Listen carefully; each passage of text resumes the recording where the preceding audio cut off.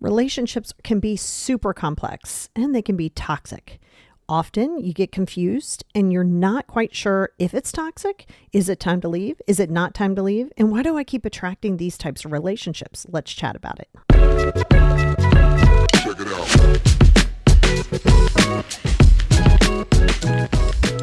Hey, everybody, and welcome back to the Positivity Experience. It's your girl, Lori. I am recording this on my actual birthday. You will not get this on my birthday. Just had a really nice lunch with a girlfriend of mine, had an amazing weekend with my family, some friends, really good relationships, healthy relationships, and I value them very much.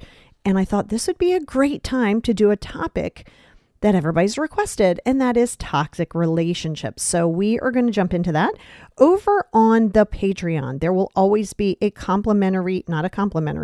it is a worksheet that will complement what it is that we talk about here. So it gives you an amazing starting point. And once a month on the higher tier, you do get a bonus episode, and that will be this week. And that is on 5 different responses that you can use in any conversation starting now that is going to demonstrate confidence. It's really important if that is something that you're interested in. And if you're like me and you need a starting point from a worksheet based on, or just paper that you can see based on the things that you listen to and watch, that might be your jam. You can go over to patreon.com/the positivity experience, or you can also find that link anywhere that you're getting these show notes today. And don't forget that there is a free letting go workbook. It's like 10 pages right directly on my website, also listed in the link below, positivityexperience.com. So now that we got all the business out of the way, listen, we've all had toxic relationships, and quite frankly, we've all been toxic. I know we want it to be everybody else. I know we want to make excuses why we weren't the toxic ones, but we have been. And maybe you're still there right now, but you're not going to do it as a judgment. And this isn't about the areas that you have to work on as much as it is the areas that you need to pay attention to of the relationships around you. This is not just love relationships. You know, I think everybody knows that relationships are, everything that you experience is a relationship. But when we talk about things like that on podcasts or in short form videos, you automatically assume it's just a love relationship. Of course, that's a big part of it, but every relationship that you experience is a relationship, whether it be with a family, with family members or friends, any situation that you are dedicating time, effort, and vulnerability to is an actual relationship. Some of these can be toxic. And as we were talking about a couple of weeks ago, when we were talking about relationships, we stay in them for a multitude of reasons. Now, that's not so much what we're going to talk about here today, but we are going to touch base on that. Please go back and listen to some of the other podcasts that I've done on relationships. And the reason I don't do a ridiculous amount of conversations, like this is not a relationship podcast. There will be relationship talk, but this is more about you. Like when I'm talking to you on this podcast, it's about you. And yes, it's going to be sometimes a gut punch about where are your attachments? What are you doing? But at the end of the day, it does feed into relationships. So we will continue to talk about them from time to time. And this is where we're going to go through a full breakdown on understanding what a toxic relationship is, first and foremost. Why do you stay? Which you could already guess that in your head right now. And how they start and why you want to break free from them. Very important things. And it's also important to know that you're not crazy. I honestly have heard people, my clients, when they have first come to me, it's like, I think it's me. I think I'm crazy. Well, it could be you. We're not crazy. You're just a little scattered, right? We're not crazy. We are just overwhelmed. We have no direction with certain things. We weren't given tools. Maybe we were raised by toxic people. Okay. You can't get in your headspace about you're crazy and why is it you, it's you, it's you. And while, yeah, it is, you are going to find that there's comfort in that chaos. So it isn't something that you need to say, I'm crazy. You're just conditioned. You are conditioned. We are conditioned early on in what relationships look like to us. Are they healthy? Well, I don't know. How could you know? If that's all you know it might not feel good, but it is what it is. The amount of people who have said to me, and I experience it too, you see all of this glory and this glorious thing, and you see people and they look so happy, and you're not. You are in toxic hell, And you imagine that these people in these situations are just amazing and they have no real problems. I can promise you a lot of those people are my clients. And just because it looks pretty on the outside does not mean that they're not living in a toxic as hell life. So you can still have some traumas and still be working through it and not be anywhere near as toxic as somebody who may not have had that level of anxiety, stressors, and traumas. This is so important because I think for many of us, we look and go, well, we're toxic and we're in toxic relationships because of our socioeconomics or cultures. And this is where you want to really break that thought pattern. And you know what? They don't always start off with abuse either. Sometimes when people hear toxic, they're like, oh my God, they're demeaning to me. They're emotionally manipulative. Yes, guess what? That is all toxic. But it's not always over the top.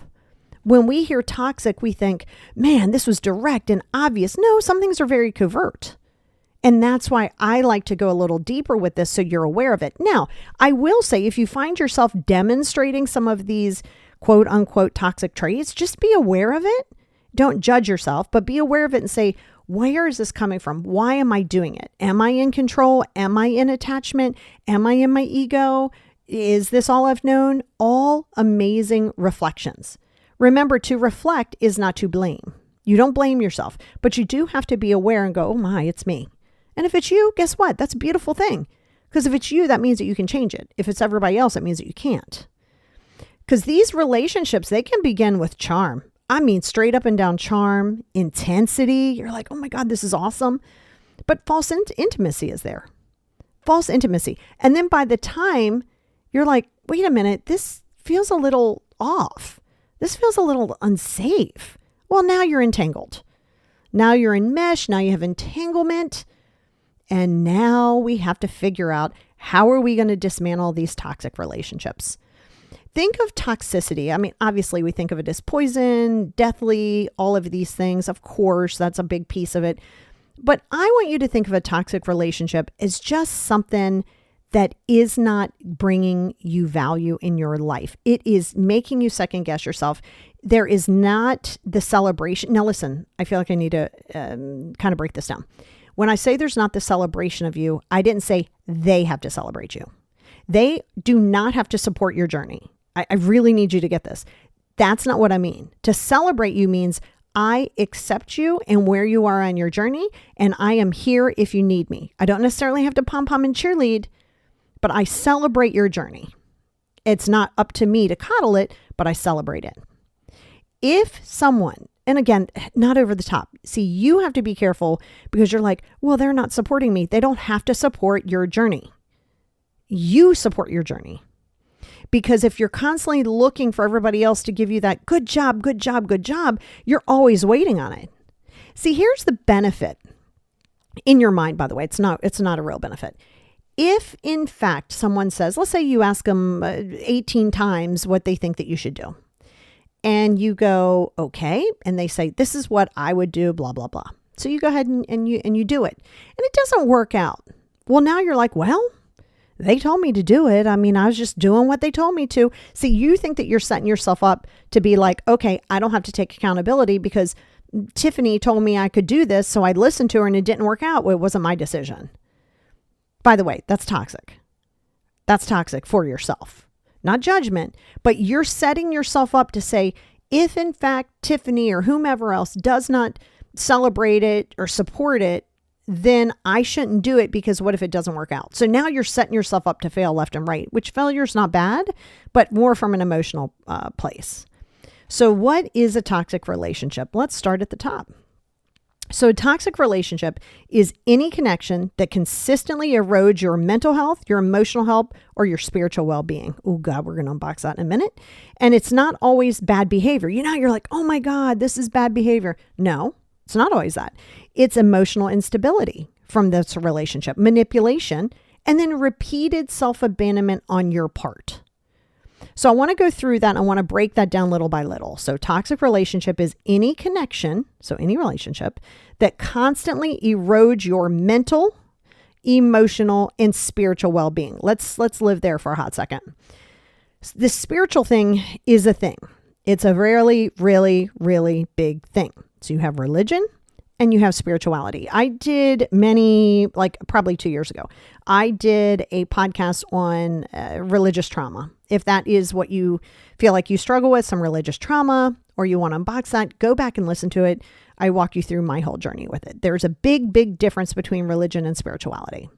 So if you are taking this new spiritual journey, you're trying to find out what it is you believe, and the people around you, because you have now stepped outside of the religious sector or however they think you should do it, and now it's become a problem, guess what? That's a toxic relationship on their part. Because if you have to worship, or you have to do things, or you have to smile a certain way, or you have to eat a certain thing on Sunday, that's not a good relationship. That's a toxic relationship.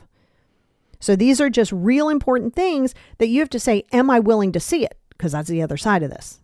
Are you willing to see that this relationship is toxic to you? Whether it's your mom, whether it's your best friend, whether it's John at the bakery, everybody around you can present with toxicity. So you have decided that you're going to take this new spiritual path and you're going to try out 18 different spiritual practices. You get to do that. And if the people around you have a struggle with that, that's toxicity on their part. And then you have to say, why am I tolerating it? Because it will always come back to you. So I wanted to stick on that spiritual side. The emotional and the mental, I mean, that's kind of right there. If you're sitting here and you're worried about how are they going to feel? Well, what if I make this boundary and then they're upset? Then let them be upset. Then it is what it is. If this is eroding your mental and physical, even your physical, and your spiritual, emotional well-being, then you say, am I in attachment? Am I doing this because I'm attached? Am I doing this because I'm insecure? Again, reflective, not blaming. And then look and go, wow, why do I want to be around that? There's a saying, God, I cannot think of who said it, but I think there's even a book on this. You are the sum of the 5 people around you. So if you look at the 5 people around you, it's like, are these people supporting your growth? Are they holding you back? You can only grow in a field that has like really good mulch, really good ground. This is how you grow. You're not going to grow if it's like rubble and grossness. But if you're sitting in the rubble and grossness and wondering why you're not growing, then you got to take ownership. So it's for you to really look and say, is this supporting me?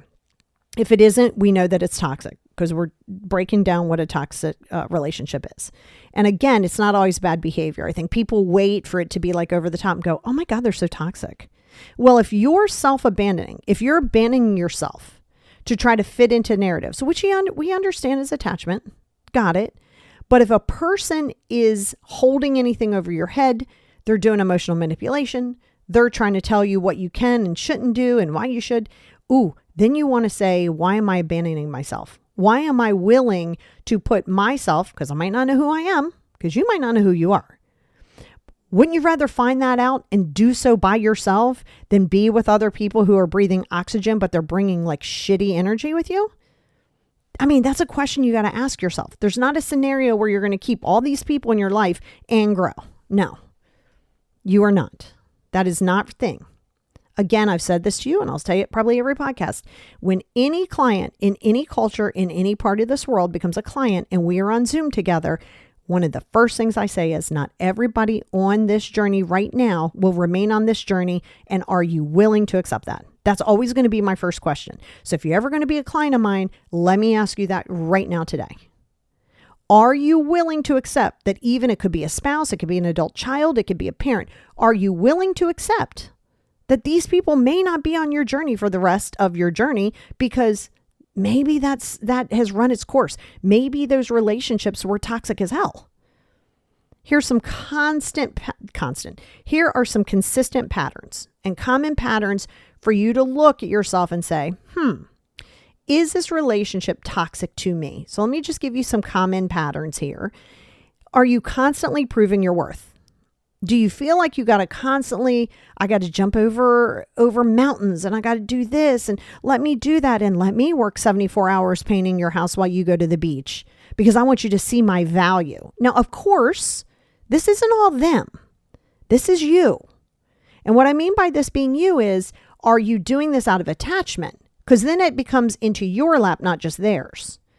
So it's kind of a little bit of a different thing that we can go further into in a different podcast.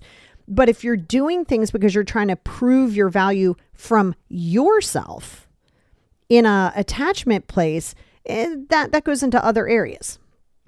But if you feel that you have to do that so somebody loves you, you better show up at dinner time on Sunday so grandma and mom don't get upset with you, because if they get upset with you, somehow or another, you're a disappointment. Yeah, it's a problem. It's a problem. Relationship is at constant high and lows. Now, let's be clear. Your everyday is not going to be a cakewalk. There might be times that you look at your spouse or you look at your friends and think, I guess I wouldn't look good behind bars. I should probably not harm anyone. There are going to be those days. There are going to be those times that you just don't vibe. That does not mean that that's toxic. When I say highs and lows, I mean you are constantly arguing, trying to negotiate, argue, and then you have a good day, and then you don't. Is there more lows than highs, and are you navigating into each one of those pretty fast? Because that's how you know that's a little different. Is there gaslighting? This is some common ones. Gaslighting, guilt tripping, passive aggression, which is all manipulation. All manipulation. Are you in a relationship, or do you have relationships that constantly throw up all of the things that they did for you? But I did this for you. Well, I would do this. Well, I don't understand why you wouldn't do this. And I don't mean to where you're having a conversation. These are the standard conversations. You should feel ashamed of yourself by doing blah, blah, blah. Are you willing, the question I asked at the top, are you willing to accept that some of these people, regardless of who they are, may not need to be in your life? Are you willing to? I don't care what you want it to be. I don't care what you want it to be. Because if you wanted it to be that way and it was that, great. But you accept it for what it is, not how you want it to be. And then you get to decide right there, which is definitely something I help my clients with, is navigating into that. Because you have to say, why am I not willing to accept it? Because that's a you problem, not a them problem. And then it goes into why are you falling in love with hope, which we're going to actually talk about here in a minute. Do you feel confused or exhausted? Like not like yourself. You go in and you're like, oh my God, after every conversation I have, I always feel like did I imagine everything in my life? Am I drained? Am I walking around with energy vampires that are draining my natural energy? Is this what I'm doing? Is this where I am now? Is your nervous system, is that always, even during times, always on? Even on in the good times. Things are going great. Life is great. But you find that your nervous system is still ramped up. You can't predict. You definitely can't do this. You can't predict how they'll respond. And then you stop bringing up your own needs. And bringing up your own needs is, hey, I need some time to myself every morning. And they're like, yeah, okay. And then just kind of like steamroll through that. And every morning it's like, I know you wanted some time to yourself, but I know you wanted this, but are these the things that's happening? Because you're not exactly sure how they're going to respond to it. And then you fear, are they going to get upset with me? Are they going to be sad? Navigating, which is not your job, by the way, navigating somebody else's emotions will keep you in a high stuck gear. Because what worked at 11 o'clock on Monday might not work the same situation at 4 o'clock on a Wednesday. And you're like, well, I did the same thing. Like, why? Stop navigating feelings. Stop doing that. Stop. So if you find yourself navigating it and you're not sure how they're going to respond, and then you're afraid to bring something up because, it's easier to keep the peace, that's where you know it's time to do work on yourself in that area. This is a mandatory thing that you get really clear on before you start navigating into other areas. So I need you to have this reminder. Toxic does not always scream, I am toxic, right? We can look at something and say, man, that's a toxic relationship. That's a toxic relationship. Often it's whispers. There's some light blame. There's a little twisting. And then you're like, wait a minute, that happened, right? Next thing you know, you're saying, man, did I take that wrong? Maybe I took it wrong. Oh, did that happen at all? If in fact that you were in that place and you're thinking, we get along great, we don't argue, but there's all these little areas of second guessing, passive aggression, dropping hints, that's still toxic. I think people get real caught up in toxic being obvious, which yes, it is, but it's also very covert. Why toxic relationships feel like they're hard to leave. Now, we already know we're going to go into a trauma bond. We already know this, and I have an entire ass podcast on trauma bonding. Again, a lot of times you're in it, you fall in love with this beauty, this love bombing. It looks glorious. It's going to be the relationship you always wanted. They know what makes you tick. All of these things, blah, blah, blah. It's going amazing. At that point, you're in. And you've fallen in love with this joy and this idea that you've painted looking as though it's realistic. And this is also why when you start working on yourself and you start building your confidence, these people will not exist they might exist in your life. They might try real hard. They will not remain in your life. And that is a fact. That's not a, no, that's a fact. Because when you're confident and you start really focusing on putting yourself as a priority, you're not navigating their feelings. You're not sitting there and try to coddle their boundaries. You're also respecting their boundaries. You're also respecting it without being guilt trippy yourself. You're like, oh, okay, well, that's their jam. That's where you are. You're respecting it, but you're also carrying your head high. You're okay being the kind of the dick because you set these boundaries. You're okay with that. And I promise you, without a doubt, once you start doing that, these toxic relationships kind of see themselves out. Of course, they're going to blame it on you and you're extra and, they're going to try a little smear campaign. That's going to run its course. It's going to run out of water. So when you're in that place, where's the toxic relationship going to go? That doesn't have a way to make it toxic for you because you're not going to allow the behavior. So know that instead of going, well, how can I stop doing this? It's always going to come back to you. Always.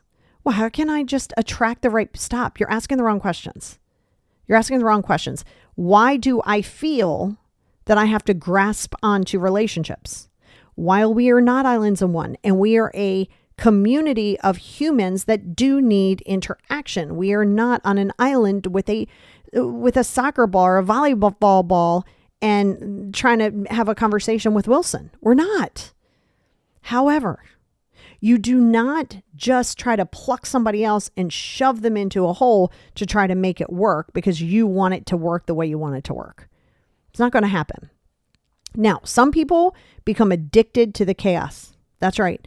I know I was. Oh my God, I was. You guys know, a lot of you knew or know about my horrendous childhood and all of the things along the way. I think you even wrote about this in the chapter. I was addicted to the chaos. You don't know it. It's not like you're going, love this chaos. No, quite the opposite. Oh my God, this is terrible. This is so chaotic. I just want to get out of the chaos. But that's when things start to look safe, when you're not in the chaos. And now you're like, God, this is boring. Is this it? Well, yes, it's because your nervous system isn't always on high. People get addicted to the chaos because that is a version of dopamine. You're getting that. So I know right now, even at 54 years old, I can still, even though I'm in a way better place, if I needed to get up and get ready for battle, I could do that and blink an eye because I can go right back there if I need to. So it's a conscious effort not to be in that every day. Because once you've gotten into it, it is a natural process. You get up and you almost not crave it, but you're ready for battle. So it is a conscious practice for me every day to go, I'm starting my day off mindful. I do not have to be activated. But you do fall in love with the feeling you get behind the chaos, even if you didn't like it. It's it's a very weird thing that we go through as humans. And you're like, why? Well, I don't know. I don't make up the rules of trauma bonding. And if you are finding yourself sitting on the beach in Aruba, everything's paid for, life is fabulous. And you're sitting there and you're like, oh my God, this is great. Next thing you know, you go into this massive anxiety attack and you're like, what the hell? Why is this coming out of nowhere? It's not coming out of nowhere. It's always been there. It's always been there. It's not coming out of nowhere. Your nervous system just had a minute to go, well, all of the things that you're trying to avoid don't just disappear. They're just not gone. They live somewhere.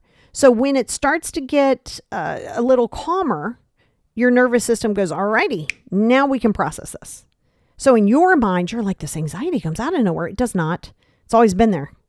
It's the same reason why often when you're in that slumber, so you're sleeping sort of, but you're half awake in the evenings typically. or whenever it is you're going to bed for the first time, a lot of people will catch an anxiety attack there too. You're laying in bed, heart's racing, all of these things are going on. And you're like, what the hell? Your nervous system has finally said, and the rest of what needs to be processed is being processed. This also happens when you're in a toxic relationship and you're exiting one. So your nervous system is always on even during good times. And again, you can't predict how somebody's going to respond, so you go into panic mode. So I just wanted to go back to that. So you could kind of see how the two things go together. So your brain also learns to chase approval to escape discomfort. We talked about this before. Your brain inherently is not a big fan of discomfort. So you're working through accepting that you got to have that if you're really ready to grow. You got to face the uncomfortable situations. That's where you're going to gain clarity. That's where you're going to gain confidence. All of these things come from that place. That place. It will also reinforce parts of you. That chaos and that toxicity will reinforce this weird level of value that you have. And in your mind, you've convinced yourself that that's okay. But your brain keeps chasing this approval, because if this person says that you're great, then it must be true. But here's the funny thing. You could ask 875 million people, all the people you love, all these people, what do you think? And they're like, oh my God, you're amazing. You're amazing. Love you. You're perfect. Not true. But da, da, da, da, da. At no point are you going to go, I finally believe this. No, you're not. Now you're going to negotiate. Well, of course they have to say that. I'm their mom. Well, that's not really what they mean. I just put them on the spot. It doesn't matter. You're not going to believe these things, but you keep chasing it, because to accept that you have to be your approver means that your approval has to be enough for you. Now, again, reflection. Why is that not enough for you? Why can't you just make a decision? If it works, it works. If it doesn't, it still works, because you're learning the lessons. Why does everybody else have to give you direction on how to live your life? They're not a specialist on you. They're not even half the time a specialist on themselves. You got to remember, this is why it feels that it's hard to leave.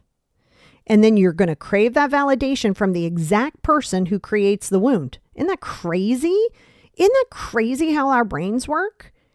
You would crave validation from the person who created the wound. So it feels like love. Now that's where we go into like that weird, manipulative love bombing. Now somebody sees that you're jumping through hoops and you're traveling to Japan to get this special rice that you can only get in Japan, and you flew there and you did the things. Even though that person was kind of like, bro, we're done. Like, you're okay. Now you've come and now you're chasing. By the way, this is nothing but attachment. This is not love. Keep very clear in this. And you're going above and beyond and you're jumping through the hoops so that person can validate you, even though they don't necessarily bring the joy. You just want that because they somehow or another have authority over you, and they do not. It's also safety. It's familiar, right? If you grew up around emotional, trust me, I can tell you this firsthand, this is true. If you grew up around the emotional volatility, proud of myself for saying that, I can never say that word, conditional love or manipulation, your nervous system registers chaos as normal. To me, chaos was normal. To me, confusion is normal. To me, getting up and being like, yep, getting up, going to battle, going to bed, having battle, that was normal. Didn't always like it, but I was normal. So this is why there's safety there. I know it's weird to think there's safety in chaos, but it's familiar. So to go into uncharted territories means that you're going to have to go into the discomfort. And then your body also feels alive in that instability. So you are conditioned at that point. You're not crazy, you're conditioned. Again, this is why when you move forward and you're getting healed or healing, whatever, and you're in different relationships and they seem boring to you, they're not boring. I mean, you might consider them boring, but it's also your nervous system going, okay, I feel safe. And then you don't know what to do with that. So your body feels feels alive in the instability and probably alone too, but it's alive. Oh my God, look, this is great. Another big part, we've talked about this in multiple podcasts, self-doubt and identity loss. You've identified yourself as something. This is where you have to navigate out of victim mentality by stopping the identity attached to your trauma. There are people who have identified themselves. Trust me, I know, I did this. I did this in when I was in high school, when I was in my early 20s. I did this. My whole identity was my trauma. That was my identity. Everything was my identity. My anxieties, my traumas. That was my identity. That's just what it was, which was a chronic victim mentality. And quite frankly, who the hell would want to be around that? The fact that I had anybody around me multiple times, I've thought, damn, wow, woo. I don't know how the hell I even had people around me, because I got to tell you, I was a hell of a energy vampire. If everything is negative and everything is complaining and everything is this, no one wants to be around that. So how I got through that is amazing to me, but I'm complete opposite now. But I got to tell you, there's a lot of times that your identity of losing that trauma or losing that toxicity within that trauma, that means that you have to identify yourself as something normal, something that's not whatever normal is, by the way. Identify yourself with stability is the word I was looking for. If you're second guessing your feelings, right? If you're downplaying red flags, happens all the time, and fear being too sensitive about their red flags, this is where, and I mean, those red flags are red as hell. They are waving. At nighttime, they have flashlights on them. They are red as hell. And you're like, well, maybe the sun is hitting them wrong. What is going on? This is you not accepting that you see the red flags because you want to fall in love with the hope of it. So when you see the red flags, you're like, well, you know what? And then you start downplaying it. Well, I mean, God, it wasn't all bad. Well, no. What does that mean? Now you're doing that thing where you're going to go back into falling in love with this idea of what it was, which again, I'll go deeper here in a second. Very important. Gaslighting and emotional manipulation, that can make you question your perception. It really can. So then you're thinking, am I wrong? Wait, did I experience that relationship wrong? Is it me? Did I see it correctly? You know what? In the rare chances, sometimes you didn't see it correctly. But this isn't about your idea of what you wanted to see as much as it is actual factual proof that this is what's happening. And then you're downplaying it. Well, they had a bad day. I don't give a shit that they had a bad day. We all have bad days. You don't get to walk in and treat somebody like shit because you had a bad day. You don't get to walk in because you had anxiety throughout the day and suddenly monopolize every conversation. No, you don't get to do that. So when a person is coming into your life that way, those are red flags. Obviously, you can say, hey, listen, don't come dumping on me just without asking. Like, let's chat about it. And they're like, yeah, okay. And then this continues to happen. There's a point where it's not them, it's you. And you have to say, why am I having such a hard time accepting that this relationship is toxic?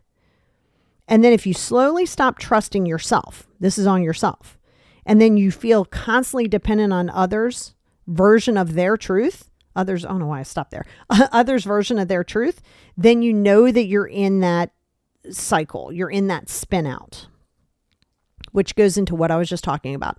This one that I'm going to tell you about is such a big problem in so many relationships of any sort.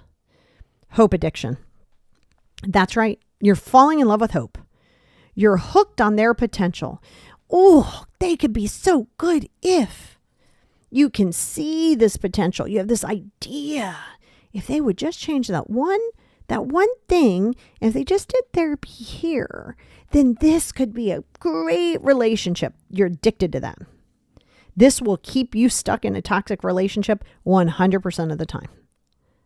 Or you go, like I was saying earlier, it wasn't all bad. There were good times.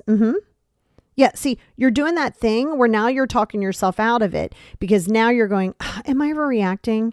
We had some really good times. You also had way more shittier times than you did good times. Again, reality is relationships aren't going to be filled with joy all the time. There's not. But they shit better be filled with that more on the positives than they're not. You better believe that. So that's where you say, is this relationship bringing me joy more than it is destruction emotionally or not? Very important. Because if you're dependent on somebody else's version of the truth, oh, well, maybe you're right. That's a problem. Again, this is why it becomes a struggle. That hope addiction of you're replaying the beginning, the happier times over and over again. They weren't always this way. They didn't start out this way, but they're here now. Yeah, but it wasn't. The moment you go, yeah, but you're not accepting the people for who they are today. People do grow, and sometimes they grow apart. You're not necessarily going to be the same person at 50 as you were at 20. I mean, that's just how life is. But if you fall in love with how it used to be and not accept how it is today, you will keep up this cycle, and then you will go into a victim mindset. And how do you even recognize they're in one? Well, I just gave you a bunch of them. But here's some questions to ask yourself. Do I feel safe, seen, and supported? I want to clarify the supported thing. That means, hey, I don't have to celebrate it, but I respect it. So if you need your morning hours to yourself, go live your best life. I'm not going to necessarily knock on your door with a sign that says congratulations, but I support you. Being seen means, wow, okay, love that for you. Your thing is, remember, they don't have to get on board and do the same thing. They can support you and pull back. Not in a bad way, pull back, just support you and then sit back and be cool, go live your best life. But yet you feel safe enough to do that. Do you feel anxious, unsure, or do you feel like you're disappearing? I mean, that's a pretty common one. Pretty obvious one too.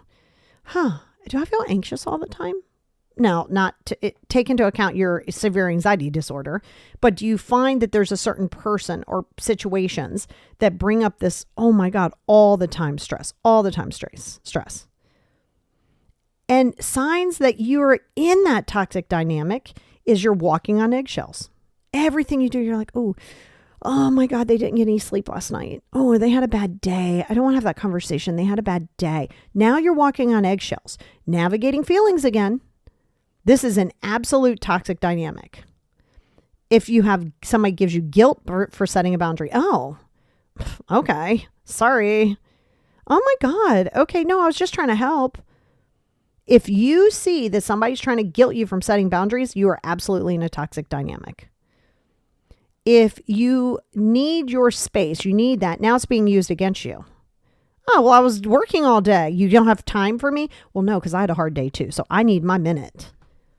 Again, if you feel as though someone is making you feel less than because you need your time, if you're now not sure of who you are, and by the way, usually when you're not sure who you are, these toxic cycles will continue. Not judgment, awareness. So when you find that this common denominator, these themes keep popping up, this is actually a good thing. And it's an amazing awareness, which again, that's why I like those worksheets or I deal with my clients, because you need to realize it's okay to take ownership of your healing, take ownership of any levels of toxicity that you've contributed to, because that's where your power is. That's where your power lives. If you're responsible for it, you can change it, not the other way around. So these are signs that you're in that toxic dynamic. How do you break free? Because let me tell you right now, it's going to feel like, damn it, this shit is hard as hell. Well, you got to name your truth internally. This is why the 5 journals, I have the 5 journals that I created. If you also keep a little separate journal of your feelings, right? Of keeping things down so you can go back and reference it. Because your mind will lie to you and be like, well, no, you were just in a minute. Maybe you were. But this is why you need to be able to write it down. But you name your truth internally. Because here's the problem. You're often waiting for this big catastrophic event. Person's cheating on you. Person raised their hands at you. They did these things. Well, yes, that's going to make it really easy for you to exit. A lot easier, I should say. But if you're not sure of yourself, you got to name that truth. Do not wait for a catastrophic event, because that's not necessarily a thing. And then, because if not, you're going to wait for that to be like, yes, this is obvious. This is how I know to leave. No, can't look for that black and white. You staying in this is not emotionally sustainable. So just because you like a relationship doesn't mean it's healthy for you. Just because you like something does not mean that it is healthy for you. You're allowed to have mourned it. You're allowed to see it. You're allowed to accept it for what it is. But you got to name your reality without justifying it. Yeah, it's time for me to get out. Well, because blah, blah, blah, blah, blah. No, you're allowed to exit without over explaining yourself, but you first have to be able to name it without justification. And that's where you have to create distance, even if it's only emotional, because you might not always be able to just leave the relationship or the job, but you can pull back mentally. That's right. You pull back mentally. My favorite one is stop explaining yourself. My God, stop doing that. Stop repeating yourself and stop over explaining it. If you're doing that, now you have to say, why? What am I afraid of? And then you focus on healing that. Gray rock the hell out of it. That's low contact. And you do that with boundaries. Gray rocking is great. Now, often I don't even deal with the gray rocking. You have to remember though, I've been doing this for a profession for a long time, but I also work on this with myself and have for decades now. And this is kind of a seamless process. So I don't even deal with the low contact. It's not black and white. I just don't surround myself with relationships that have to be determined by that anyway. You know, I have some pretty solid relationships. I'm me. I don't have to worry about gray rocking because there's no expectations on either one of our ends. If I'm in a relationship, and listen, I'm not talking about people you meet on the street or at work. I'm talking about around you. I have zero relationships that I would have to worry about gray rocking. No. Are you kidding me? That's not worth my effort. But you might not be there yet, and that is okay. So maybe gray rocking is the thing that you need to do first. But you also need to do a reality anchor. Keep your journal on your facts. Write how you feel after each interaction. That's right. What's the emotional pattern that you have? Because that'll give you a lot of clarity. Because when you're in it 3 weeks from now and you're feeling a little lonely, you're like, well, it isn't all bad. That's why you keep your little mood journal about this. Because their gaslighting loses power after a round. Because now you're hearing it and you're seeing it. You got to focus on that nervous system recovery. Because those relationships put constant stress. I mean, and then you're attached to it. Because now isn't it crazy how that works? Now you're attached to the chaos that you don't want. And then when you do leave, you might miss them. But you have to remember that's a trauma bond, not love. This is where your breath work comes into play. Cold exposure is good too. This is why cold plunges work. Putting your hands in ice. It's also a good way to bring you back to base. And then you can start rebuilding trust with yourself with small decisions. Because if you've likely spent so long like holding on to this, you're going to have to start with these small steps. You got to start with that. And that you could say something like, I will honor my no today, or I will not respond out of guilt. These are good, really good affirmations. I will not respond out of guilt is like a really good one. And now you have to follow through with it. And if you're still struggling with it, that's okay. Be aware of it so you know what it is that you need to work on even harder. It's very, very helpful. And now when you miss them, and you will, by the way, not might, you will miss them. You absolutely will. You have to remember that missing them doesn't mean it's the wrong decision. Really need you to hear that. Missing them doesn't mean that it's the wrong decision. So repeat this. Missing the bond doesn't mean the bond was healthy. Let's repeat that again. Missing the bond doesn't mean the bond was healthy. I can grieve and move on. Peace doesn't need to have justification. Very important, because you're allowed to walk away without a warning. You're allowed to walk away without warning. The signs have been on. Now listen, at the end of the day, it is your accountability and it is your responsibility to voice the things that you're stressed about. To voice the fact, now you don't have to be like, you're toxic as fuck, but to voice the fact of what you need. If someone ever makes you feel less than, makes you feel unsafe, again, the biggest issue that you're going to have in all of this, I get it, attachments and da-da-da. Stop falling in love with hope. Stop falling in love with seeing parents on the screen of an Instagram post and be like, I want those parents too.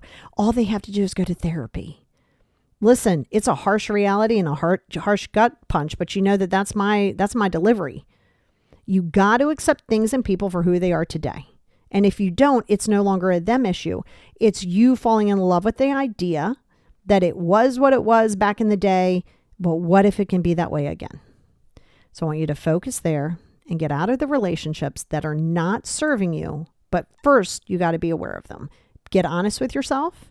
Stay focused because you deserve that.